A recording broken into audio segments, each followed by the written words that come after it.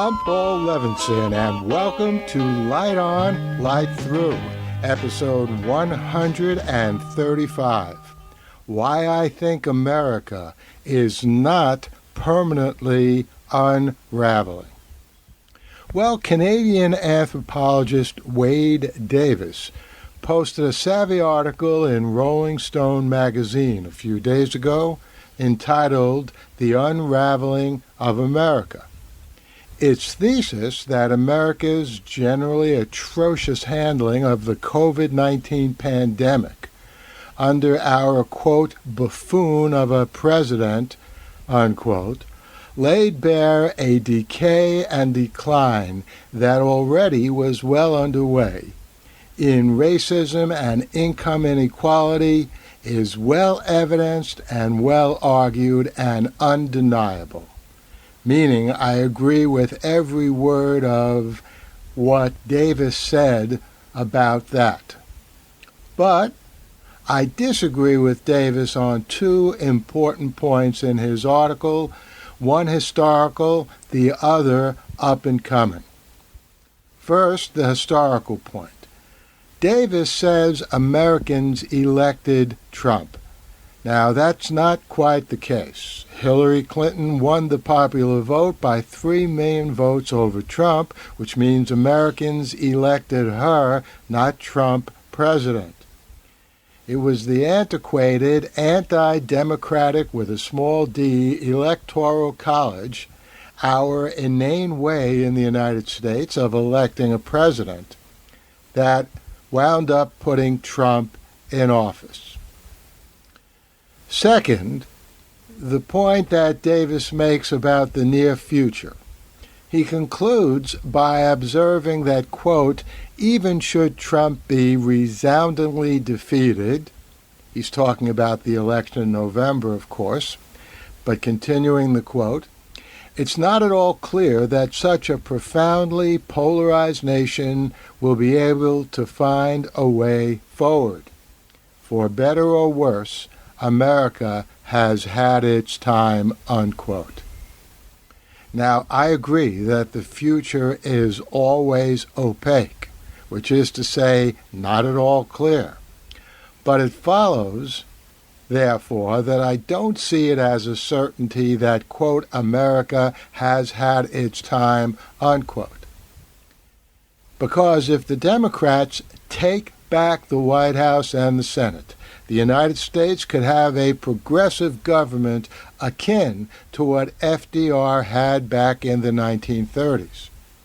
That government, back then, got us out of the Great Depression and then went on to crush the Nazis.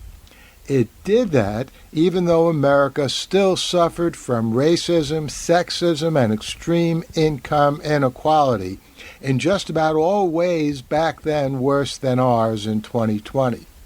And it did that with a far less effective community-building media system than we have now. That is, no television and no internet, the very way in which you are listening to this podcast. So I think there's every reason to think that the election of Joe Biden to the presidency and a Democratic majority in the Senate could indeed reverse most of the damage that Trump has done and result in America being a better leader of the world than it ever was. But all of that depends on Americans getting out and voting or mailing out their ballots in November. And I think this is why I find Davis's point that our situation is hopeless really so appalling.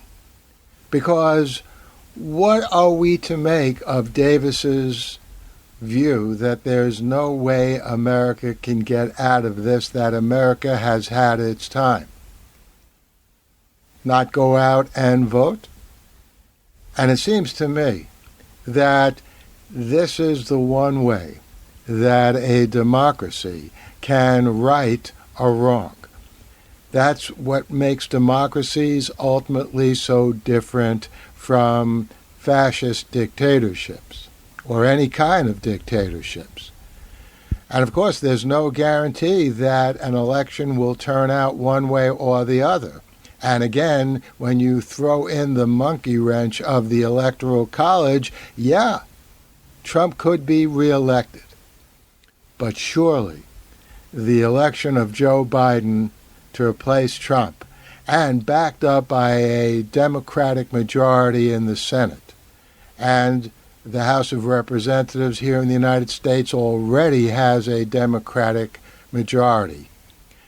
Surely that provides some hope for the future. The Light on Light Through podcast. Well, I hope you found this episode of Light on Light Through of interest and value. I want to thank John Frame for calling the Wade Davis article to my attention in the first place. I'll be back here soon with another episode of Light On, Light Through. In the meantime, stay safe, stay healthy, and enjoy.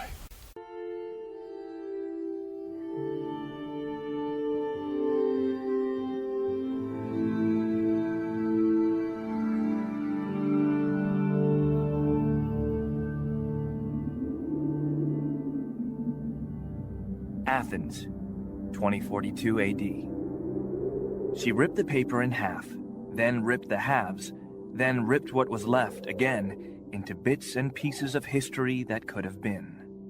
Sierra Waters had read once that, years ago, it was thought that men made love for the thrill, while women made love for the sense of connection it gave them. Curled Up with a Good Book says, Sierra Waters is sexy as hell. You can find out more about The Plot to Save Socrates by Paul Levinson at theplottosavesocrates.com.